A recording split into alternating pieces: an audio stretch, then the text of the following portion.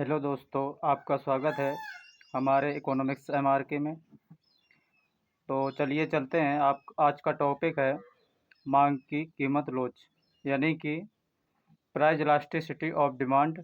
उसकी माप माप की श्रेणियां और माप भी पढ़ेंगे। तो चलिए चलते हैं अपने टॉपिक की ओर।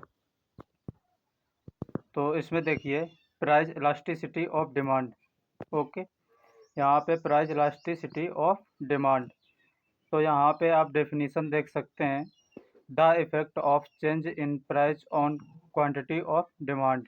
यानी कि यदि कोई कहे कि मांग का नियम क्या होता है, तो आप ये नहीं बताएंगे कि प्राइस में परिवर्तन होने से डिमांड में परिवर्तन होता है। नहीं, गलत है। आप बताएंगे कि प्राइस में परिवर्तन होने से, यानी कि प्राइस में चेंजिंग आने से क्वांटिटी डिमांड में क्या चेंज आ रहा है। ओके, तो चलिए इसको समझते हैं। और यहाँ पे प्राइस इलास्टिसिटी ऑफ डिमांड दिया हुआ है। इसमें प्रतिशत परिवर्तन को देखते हैं दोस्तों। इसमें क्या देखते हैं? प्रतिशत परिवर्तन को, यानी कि प्राइस में परिवर्तन होने से डिमांड में क्या परिवर्तन आया है, ये हम मांग के नियम में देखते हैं। और यहाँ पर देखते हैं कि प्राइस में यदि 10% परिवर्तन हुआ है, प्राइस में यदि 10% परिवर्तन हुआ है, तो मांग में कितने परसेंट परिवर्तन हो रहा है। ओके, तो ये प्राइस इलास्टिसिटी ऑफ डिमांड में देखते हैं। तो इसका फार्मूला है पीईडी। पीईडी का मतलब प्राइस, ई का मतलब इलास्टिसिटी, डी का मतलब डिमांड।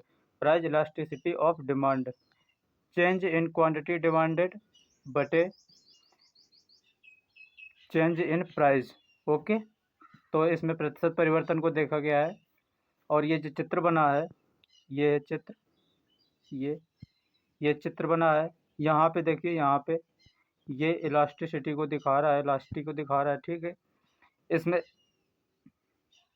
इसमें देखेंगे कि यदि ये चित्र, इस चित्र में आप देख रहे होंगे कि ये जितना अधिक झुका हुआ है, जितना अधिक झुका हुआ है, तो उतना ही कम इलास्टिक है।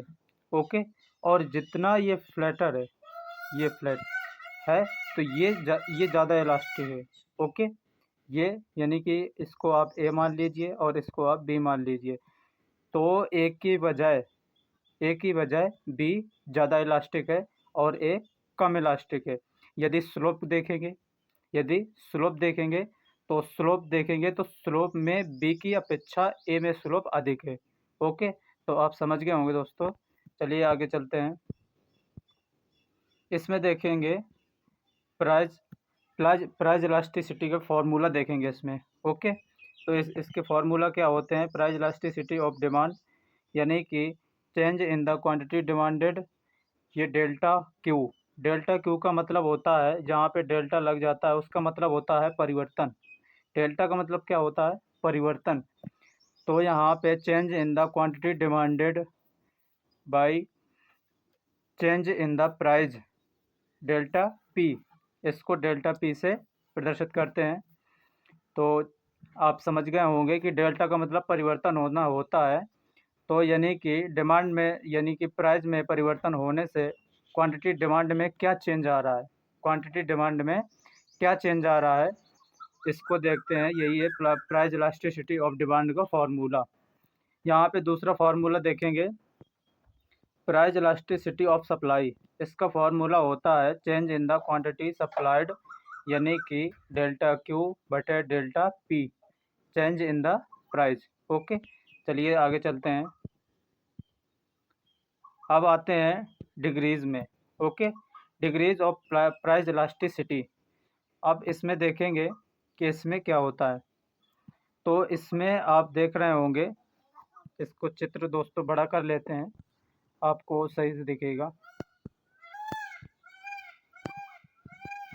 इसमें इसमें देखिए, ये दिया हुआ है, ये ये वाई एक्स हो गया, ये एक्स अक्ष हो गया।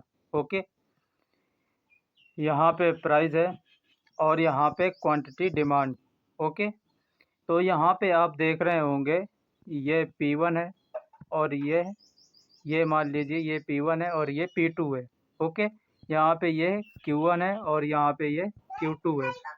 ओके, फिर आप इसमें देख रहे होंगे कि ये देखिए, पहले P को लीजिए, P को लीजिए। P यहाँ पे है, यहाँ पे इतनी प्राइस होने पे क्वांटिटी डिमांड कितनी है, इतनी, कितनी है दोस्तों, यानी कि P में है अभी। P में जब प्राइस होती है, यहाँ पे प्राइस होती है तो क्वांटिटी डिमांड इतनी होती है। जैसे ही प्राइस में परिवर्तन होता है, यानी थोड़ी सी प्राइस बढ़ जाती है, तो यहाँ पे कितना इसमें परिवर्तन आ जाता है, तो यानी कि क्वांटिटी डिमांड में ज़्यादा परिवर्तन होता है। ओके, तो ये डिमांड रेखा इस तरीके से होगी। ओके, कैसी होगी, इस तरीके से आप देख रहे होंगे कि ये डिमांड रेखा है, DD। ओके, तो आप देख रहे होंगे। दूसरा इसमें elasticity greater than 1। Okay, elasticity greater than 1 हो जाएगा। ओके, तो चलिए चलते हैं। दूसरा है, यहाँ पे इसको ऐसे ही कर लेते हैं।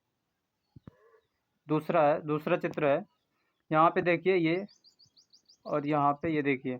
यहाँ पे देखिए कि प्राइस में जितना चेंज आ रहा है उतना ही डिमांड में चेंज आ रहा है। ध्यान से देखिए, प्राइस में जितना चेंज आ रहा है उतना ही डिमांड में भी चेंज आ रहा है। तो इस केस में क्या होगा, elasticity of demand equal 1। Okay, क्या होगा, इलास्टिसिटी ऑफ डिमांड इक्वल 1 होगा। ओके, तो चलिए चित्र दूसरा समझते हैं। अब समझेंगे इसको। चलिए, यहाँ पे ये सही से दिख नहीं रहा है तो आपको यहाँ पे बना के बताए दे रहे हैं। ओके, ये जूम क्यों नहीं हो रहा, चलिए यहाँ पे देखते हैं। यहाँ पे ये देखिए, ये वाई अक्ष हो गया, ये एक्स अक्ष हो गया। यहाँ पे क्वांटिटी डिमांड हो गई, यहाँ पे प्राइस हो गया। यहाँ पे देखिए ये प्राइस इतनी है तो डिमांड इतनी है, और प्राइस जब इतनी घट जाती है तो डिमांड में इतना ही अधिक वृद्धि होती है। इस केस में क्या होगा, यानी कि प्राइस में ज़्यादा चेंज आने से क्वांटिटी डिमांड में कम चेंज आ रहा है। ओके, प्राइस में चेंज आने से क्वांटिटी डिमांड में कम चेंज आ रहा है, यानी कि प्राइस में ज़्यादा चेंज आ रहा है। तो इस केस में यहाँ पे ये डिमांड कर्व हो गया, तो इस केस में elasticity of demand less than 1। Okay, less than 1 हो जाएगा। चलिए आगे चलते हैं।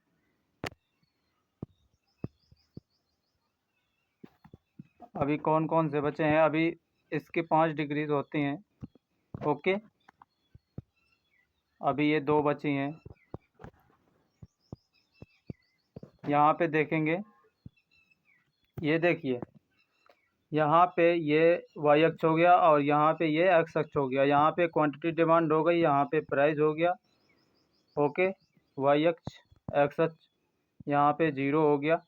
यहाँ पे देखिए, यहाँ पे प्राइस कांस्टेंट रहेगी। ओके, यहाँ पे प्राइस कांस्टेंट है और यहाँ पे डिमांड में परिवर्तन हो रहा है। क्या हो रहा है दोस्तों, डिमांड में परिवर्तन हो रहा है। तो इस केस में क्या होगा, तो यहाँ पे इलास्टिसिटी ऑफ डिमांड यहाँ पे क्या होगा, इनफाइनाइट, यानी कि इनफाइनाइट होगा। ओके, इस केस में क्या होगा, इलास्टिसिटी ऑफ डिमांड इनफाइनाइट होगा। ओके, चलिए चलते हैं दूसरे चित्र की ओर, देखते हैं इसको। इसमें क्या होता है, इसमें देखिए जस्ट उसमें प्राइस क्या था, कांस्टेंट था। इसमें डिमांड कांस्टेंट रहेगा। ओके, इसमें डिमांड कांस्टेंट रहेगा। इसमें देखते हैं, ये देखिए यहाँ पे डिमांड कांस्टेंट है। ओके, डिमांड में कोई चेंज नहीं आ रहा है, ओनली प्राइस में चेंज आ रहा है। ओके, ओनली प्राइस में चेंज आ रहा है। तो इस केस में क्या होगा, इलास्टिसिटी ऑफ डिमांड क्या होगा, इन इलास्टिक होगा। ओके, इन इलास्टिक होगा। ओके, जीरो, यानी कि जीरो होगा। ओके, चलिए आपको समझ में आ गया होगा। चलिए देखते हैं यहाँ पे measurement of price elasticity of demand, इस पे नज़र डालते हैं। Measurement of price elasticity of demand, इसको देखिए, ये है प्रोपोर्शनेट मेथड। ओके, इसको बोलते हैं अनुपातिक विधि। ओके, इसमें क्या होता है, डेल्टा क्यू बटे क्यू। ओके, और यहाँ पे पी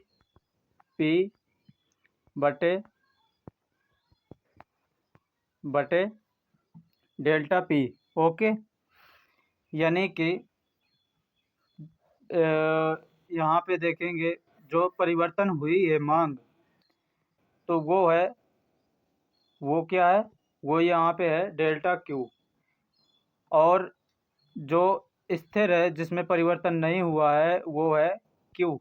ओके, तो ऐसे ही इसमें प्राइस में परिवर्तन हुआ है जो, तो यहाँ पे डेल्टा पी है। और जहाँ पे जिसमें परिवर्तन नहीं हुआ है, जो मान लीजिए यहाँ पे प्राइस 2 है, इसमें परिवर्तन हुआ ये 4 हो गई, तो यहाँ पे डेल्टा पी है और यहाँ पे प्राइस ये है। ओके, ओनली प्राइस ये है और यहाँ पे डेल्टा पी ये वाला है। इसी तरह से डिमांड भी है। ओके, तो इसको आप इस तरह से भी लिख सकते हैं, इसको आप डेल्टा क्यू बटे डेल्टा पी गुणे यहाँ पे पी बटे क्यू, आप इस तरीके से भी आप लिख सकते हैं। ओके, चलिए चलते हैं, इसको आप समझते हैं क्या, पॉइंट इलास्टिसिटी मेथड। ओके, बिंदु लोच विधि, इसको क्या कहते हैं, बिंदु लोच विधि। इसमें लेते हैं अपर सेगमेंट बटे लोअर सेगमेंट बटे अपर सेगमेंट। ओके, यानी कि निचला भाग, पहले निचला भाग लेते हैं, इसके बाद ऊपरी भाग लेते हैं। ओके, तो इसमें देखिए, इस चित्र में देखिए, यहाँ पे ये बीच वाले पॉइंट को लेते हैं और यहाँ पे देखते हैं कि यहाँ पे आप जैसे मान लीजिए यहाँ पे तीन ले लीजिए, यहाँ पे 3, यानी कि 2 भागों में यहाँ से डिवाइड हो रहा है। तो ये मान लीजिए कि ये पूरा है, पूरा मान लीजिए ये 3 है। ओके, यहाँ पे आप समझ सकते हैं। देखिए, इसको शुरू से समझते हैं कि ये क्या होता है। ये इसको समझते हैं, ये देखिए चित्र, ये डिस्टर्ब कर रहा है। ये देखिए, ये चित्र बना है, ये मान लीजिए इसको यहाँ से हमें मेजर करनी है। ओके, तो यहाँ पे हम एन पॉइंट को लेंगे और यहाँ पे एन पॉइंट को लेंगे, यहाँ पे करेंगे एन लोअर सेगमेंट बटे अपर सेगमेंट। ओके, तो पहले लोअर सेगमेंट को लेते हैं, एन पी, यहाँ से एन से पी तक लेंगे, एन पी लोअर सेगमेंट बटे अपर सेगमेंट में एन एल। ओके, तो यहाँ पे आप देख सकते हैं कि यहाँ पे डिवाइड कट जाएगा, तो यहाँ पे 1 आ जाएगा। ओके, क्योंकि यहाँ से एन से यहाँ तक बराबर है और यहाँ से एन से एल तक बराबर है, तो यहाँ पे 1 आ जाएगा। अब यदि ओ बिंदु को लेते हैं, ओके, ओ पॉइंट को लेते हैं यहाँ पे, तो यहाँ पे अब देखेंगे लोअर सेगमेंट ओ पी, ये लोअर सेगमेंट बटे अपर सेगमेंट क्या है, O L, O L, O L. इस तरह से अब लेंगे तो यहाँ पे क्या आ जाएगा, यहाँ पे आ जाएगा इलास्टिसिटी यहाँ पे लेस देन 1 आ जाएगा। ओके, इलास्टिसिटी लेस देन 1 आ जाएगा। तो यहाँ पे आप देख सकते हैं, क्योंकि आप जैसे ही यानी 1/2 करेंगे, तो आप देख सकते हैं कि इसको जैसे ए काटेंगे तो यहाँ पे एक आ जाएगा। ओके, चलिए दूसरा समझते हैं। अब इस बार लेते हैं किसको, इस बार लेंगे पी पॉइंट को। ओके, यहाँ पे पी पॉइंट को लेते हैं और यहाँ पर देखेंगे कि लोअर सेगमेंट में कुछ भी नहीं है, शून्य है। तो यहाँ पे लोअर सेगमेंट में जब कुछ भी नहीं है तो यहाँ पे लेंगे 0 0 बटे अपर सेगमेंट क्या है, पी एल, पी एल है। तो यहाँ पे क्या आ जाएगा, जब यानी जैसे 0 यहाँ पे है और यहाँ पे 2 है, जब 2 का भाग इसमें देंगे तो क्या आएगा, 0। ओके, तो यहाँ पे आ जाएगा इलास्टिसिटी डिमांड इक्वल शून्य। ओके, 0 आ जाएगा। चलिए इसी तरह से एम पॉइंट को लेते हैं। एम पॉइंट में देखेंगे कि यहाँ पे लोअर सेगमेंट में क्या है, पी एम, एम पी कह सकते हैं, एम पी बटे अपर सेगमेंट में क्या है, एम एल। ओके, तो यहाँ पे लोअर सेगमेंट ज़्यादा है और अपर सेगमेंट क्या है, कम है। यानी कि जैसे 2/1 करेंगे तो यहाँ पे यदि इसको इसमें भाग देते हैं तो क्या आएगा, यहाँ पे आएगा elasticity demand greater than 1। Okay, elasticity demand greater than 1 आ जाएगा। इसी तरीके से एक और बचा है, उसको लेते हैं यहाँ पे L point. Okay, L point को लेते हैं यहाँ पे, तो इसमें लेंगे लोअर सेगमेंट में क्या है, एल पी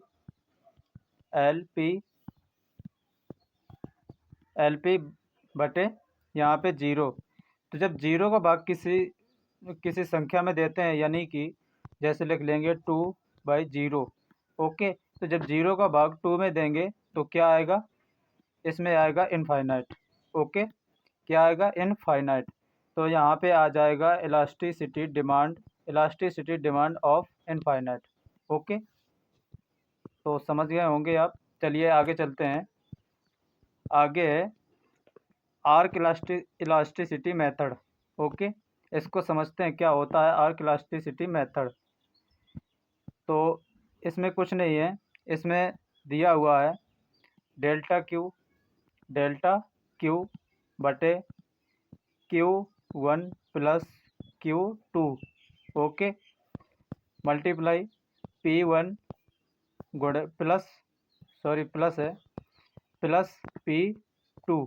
ओके, डिवाइड क्या करेंगे, डेल्टा P। ओके, इसमें ये दिया हुआ है, इसमें कुछ नहीं है, यही फार्मूला है इसका elasticity of demand, price elasticity of demand को मेजर करने का। इसमें अब ये है एक ये है फार्मूला, ये क्या है, रेवेन्यू मेथड में क्या है, ये नेट में आ चुका है, ये नेट में आया हुआ क्वेश्चन है। ये फार्मूला आया था ए, इसको शुरू से लिखते हैं, ए आर बटे AR माइनस MR। ओके, तो ये नेट में आ चुका है, बहुत वेरी वेरी इम्पोर्टेंट है ये। ओके, चलिए आगे चलते हैं। अब यहाँ पे देखेंगे टोटल एक्सपेंडिचर मेथड में क्या होता है, इसको हिंदी में कहते हैं कुल व्यय विधि। ओके, कुल व्यय विधि। इसमें देखेंगे यहाँ पे दिया हुआ है सिचुएशन, यहाँ पे दिया हुआ है चेंज इन प्राइस, यानी प्राइस में परिवर्तन।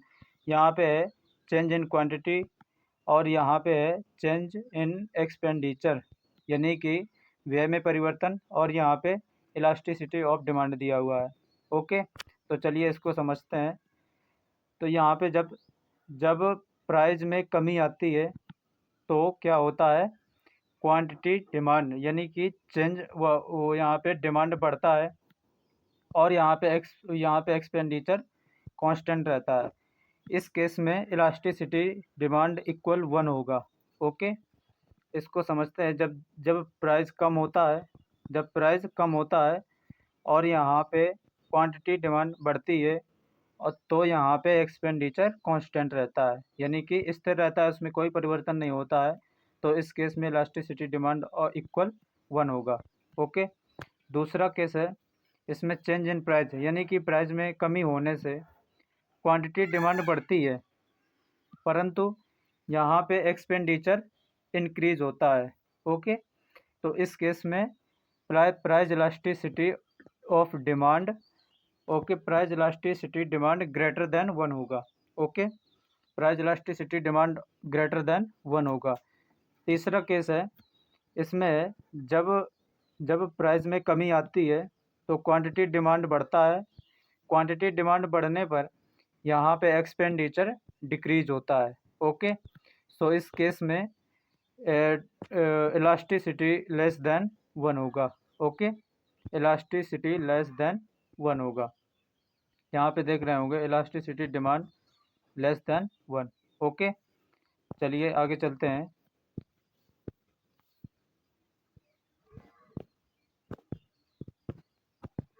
यहाँ पे जो ग्राफ समझ के रहे हैं उसी में समझते हैं। ये चित्र दिया हुआ है, यहाँ पे देखेंगे, यहाँ पे प्राइस दिया हुआ है और यहाँ पे क्वांटिटी दिया हुआ है। ओके, तो यहाँ पे देखेंगे कि ये जब प्राइस इतनी है, प्राइस इतनी है तो डिमांड इतनी है अभी।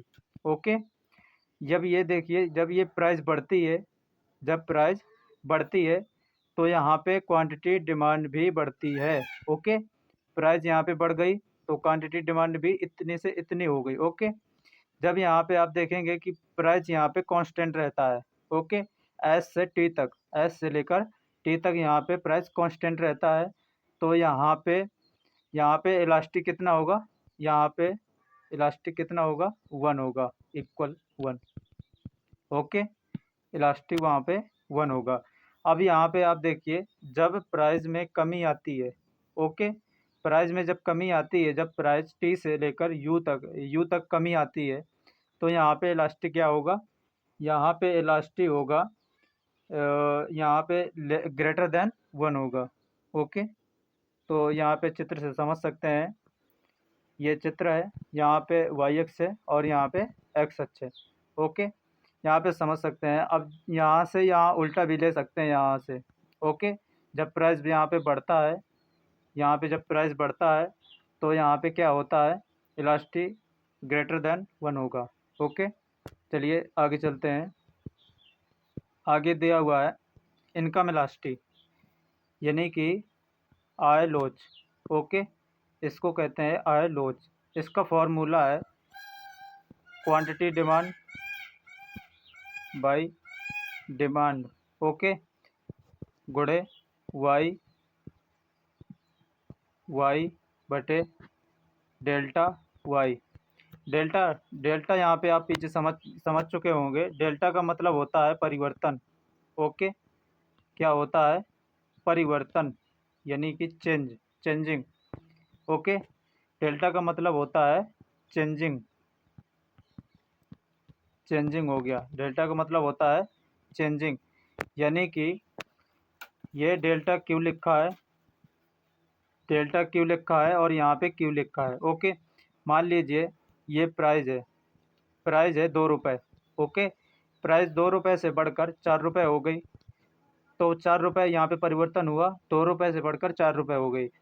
तो ये जो 4 रुपये हो गई है तो ये परिवर्तन होकर आया है, तो यहाँ पे ये हो जाएगा ये हो जाएगा, क्या हो जाएगा, डेल्टा क्यू हो जाएगा। ओके, और ये जो पहले की प्राइस थी, ये जो पहले की प्राइस थी 2, तो ये हो जाएगा क्यू। ओके, इस तरह से आप समझ सकते हैं। इस केस में 4 गुड्स को लिया गया है, कौन कौन सी हैं, फॉर नॉर्मल गुड्स, इस केस में elasticity, income elasticity greater than 0। Okay, normal goods में जब देखिए, जब जब हमारी आय बढ़ती है तो इस केस में एक लिमिट तक हम वस्तुओं की मांग करते हैं। ओके, इसके बाद वो कांस्टेंट हो जाता है, इसके बाद वो कांस्टेंट हो जाता है, वो हमेशा नहीं बढ़ता है। ओके, इन्फीरियर गुड्स, इसी तरह से इन्फीरियर गुड्स को देखेंगे। इन्फीरियर गुड्स में होता है इनकम इलास्टिसिटी लेस देन 1 क्यों होता है? इसमें देखिए जब हमारी इनकम बढ़ती है तो इन्फीरियर गुड्स की डिमांड कम होने लगती है। क्यों? क्योंकि हमें वो पसंद नहीं आती हैं फिर। यानी ये हीन वस्तुएँ होती हैं, निम्न कोटि की होती हैं, तो जैसे-जैसे हमारी आय बढ़ती है तो ये हमारी सोच के नीचे आने लगती हैं कि ये हमें अब अच्छी नहीं लगती, हमें और अच्छी चाहिए चाहिए। यानी जैसे आपके पास साइकिल है और आपके पास 5,000 रुपए की आय है, तो आपके पास 50,000 रुपए की आय हो जाए, आपकी नौकरी लग जाए, जॉब लग जाए, आपकी 50,000 रुपए की आय हो जाए, तो आप उस साइकिल को पसंद नहीं करेंगे। ओके? आप फिर सोचेंगे कि हमारे पास एक मोटरसाइकिल होनी चाहिए। ओके? फिर जब आपकी आय धीरे-धीरे कहीं 1.5 लाख हो जाए, तो आप सोचेंगे हमारे पास 4 पहिया होनी चाहिए। ओके? तो इस केस में इन्फीरियर गुड्स की माँग डिमांड यानी कम होने लगती है। ओके? चलिए तीसरी है लग्ज़रियस। ओके? यहाँ पे income elasticity greater than 1। Okay? क्यों? क्योंकि यहाँ पे जैसे किसी वस्तु की थोड़ी-सी कीमत घट जाती है, तो यहाँ पे इनकी माँग ज़्यादा बढ़ जाती है। ओके? यानी कि जैसे ही हमारी आय थोड़ी-सी बढ़ जाती है, तो इनकी माँग ज़्यादा बढ़ जाती है। ओके? तो इस केस में ये इनकम इलास्टिसिटी ग्रेटर दैन 1 होगा। अब तीसरा देखते हैं, चौथा चौथा क्या है? चौथा है फॉर नेसेसिटी। यहाँ पे दिया हुआ है 0 less than income elasticity less than 1। Okay? क्यों? ये नेसेसिटी वस्तुएँ वही होती हैं यहाँ पर नेसेसिटी के केस में यहाँ पे ये हमारी ज़रूरत की वस्तु होती है। ओके? ये हमारी ज़रूरत की वस्तु होती है, ना ज़्यादा कम, ना कम। ओके? यानी कि आप समझिए कि जैसे हमारे पास नमक है, आप जितना खाते हैं उतना ही तो खाएँगे। आप कम खाएँगे तो आपको स्वाद नहीं मिलेगा। ओके? यदि आप ज़्यादा खाएँगे तो भी आपका स्वाद बिगड़ जाएगा। तो ये ज़रूरत की वस्तु है। ओके? ना ज़्यादा ना कम। ओके? लिमिट में, मीडियम में रहती है। चलिए आगे चलते हैं। आगे यहाँ पे दिया हुआ है इलास्टिसिटी ऑफ सब्स्टिट्यूशन। ओके? यहाँ पे देखिए इलास्टिसिटी ऑफ सब्स्टिट्यूशन, तो यहाँ पे इस केस में ये फार्मूला दिया हुआ है। ओके?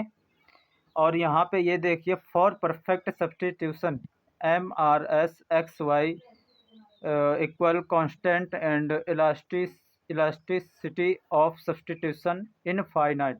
ओके? यानी कि जब परफेक्ट सब्स्टिट्यूट गुड्स होती हैं तो उस केस में MRS ये कांस्टेंट रहता है, यह ये कांस्टेंट रहता है, यानी कि इनमें कोई बदलाव नहीं आता है। यानी कि ये जैसे मान लीजिए चाय और कॉफ़ी है। ओके? चाय और कॉफ़ी है तो इस केस में ये होता है कि हम जितना चाय की डिमांड कम करेंगे, यानी कि हम 4 कप चाय पीते थे। ओके? 4 कप चाय पीते थे तो उसकी प्राइस ज़्यादा हो जाती है। सो उसकी डिमांड कम कर देंगे, और जब उसकी डिमांड कम कर देंगे तो कॉफ़ी की यदि चाय की डिमांड 4 4 कप हमने कम कर दी, तो हम कॉफ़ी की कॉफ़ी की डिमांड 4 कप ही ज़्यादा करेंगे। ओके? ओके? तो इस केस में यहाँ पे MRS कांस्टेंट रहता है। ओके? दूसरा है फॉर परफेक्ट कंप्लीमेंट्स। ओके? यानी कि फॉर परफेक्ट कंप्लीमेंट्स, इस केस में MRS यानी कि जैसे मान लीजिए हमारा मोबाइल और हम हैं, हम वीडियो जैसे बनाते हैं, तो मोबाइल के बिना हम वीडियो कैसे बना सकते हैं, और हमारे बिना मोबाइल कैसे वीडियो बना सकता है। और जैसे दूसरा एग्जांपल मान लीजिए कार और डीजल है। ओके? कार के बिना डीजल क्या करेगा, और डीजल के बिना कार क्या करेगी। ओके? तो इस केस में MRS जो होता है ये 0 होता है। ओके? ये 0 रहता है। सो आपको समझ आ गया होगा दोस्तों। चलिए चलते हैं आगे।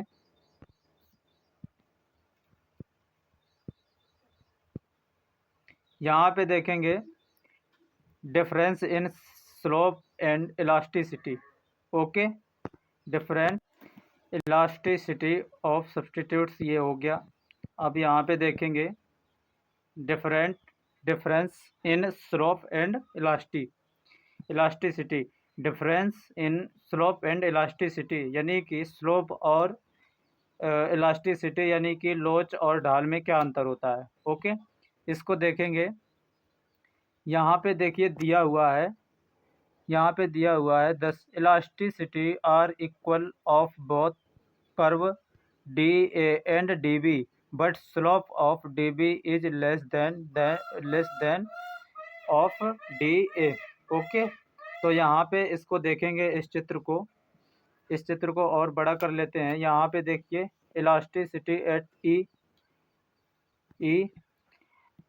ओ पी बटे पी डी, ओ पी बटे पी डी। ओके, और यहाँ पे दिया हुआ है इलास्टिसिटी एट एफ। ओके, यहाँ पे ई और यहाँ पे एफ। ओके, यहाँ पे दिया हुआ है ओ पी बटे P D. Okay, O P बटे पी डी यानी कि यहाँ पे पॉइंट पूछ रहा है। ओके, पॉइंट में पूछ रहा है, तो यहाँ पे पॉइंट में स्लोप क्या होगा, अब इसको समझते हैं। चित्र थोड़ा बड़ा कर लेते हैं। इसको देखिए, ये दिया हुआ है चित्र। ओके, यदि आपको नॉर्मल समझना है तो इसमें आप देखिए ये चित्र है और यहाँ पे ये स्लोप हो गया। ओके, ये स्लोप हो गया। यहाँ पे देखिए इसको ए मान लेते हैं और इसको बी मान लेते हैं। तो ए में देखिए, तो ए में स्लोप ज़्यादा है, ए में स्लोप ज़्यादा है यानी कि स्लोप एस यानी स्लोप ज़्यादा तो इलास्टिसिटी। ओके, इलास्टिसिटी कम होगी और यदि स्लोप कम होगा तो इलास्टिसिटी उतनी ही अधिक होगी। इनमें नेगेटिव रिलेशन। ओके, तो आप समझ सकते हैं कि यहाँ पे ए कर्व में स्लोप ज़्यादा है यानी कि ढाल ज़्यादा है, तो इसमें इलास्टिसिटी बहुत कम है। ओके, और यहाँ पे बी कर्व में देख सकते हैं कि इसमें ढाल कम है। ओके, इसमें ढाल कम है तो इसमें इलास्टिसिटी ज़्यादा है। ओके, सो आप इसमें समझ गए होंगे। तो इसमें पॉइंट में पूछ रहा है कि ई और एफ पर स्लोप यानी बताइए। ओके, और इलास्टिसिटी भी पूछ रहा है। तो इसमें आप देखिए, इसमें देखेंगे कि ओ पी। ओके, यहाँ पे ओ पी ले लेंगे, ओ पी बटे पी डी।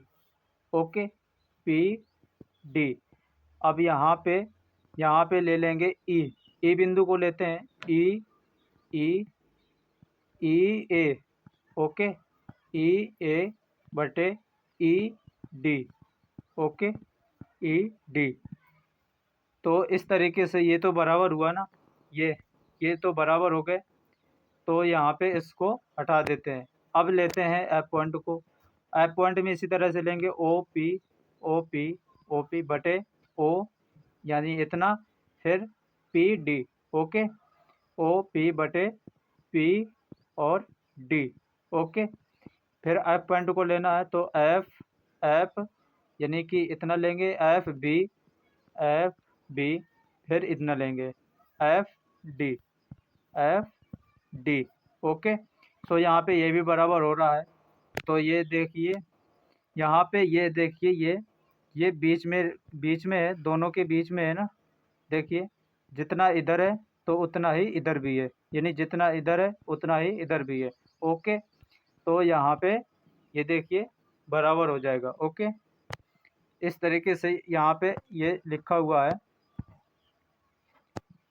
तो इसमें वैसे देखेंगे तो इसमें देखिए, इसमें ढाल ज़्यादा है, बट स्लोप, ये इलास्टिसिटी इसमें बहुत कम है, इसमें स्लोप ज़्यादा है। ओके, इसमें देखिए इसमें स्लोप कम है तो इलास्टिसिटी इसमें बहुत ज़्यादा है। ओके, सो इस केस में आप देख ही सकते हैं, ये लिखा हुआ है thus elasticity are equal of both curve dA and dB, but लेकिन स्लोप ऑफ dB d और b dB slope dB less than that of dA। Okay, dA तो यहाँ पे क्या है, इसमें स्लोप ज़्यादा है और इसमें स्लोप कम है, बट डी बी वाले में इसमें इलास्टिसिटी ज़्यादा है और डी ए इसमें इलास्टिसिटी कम है।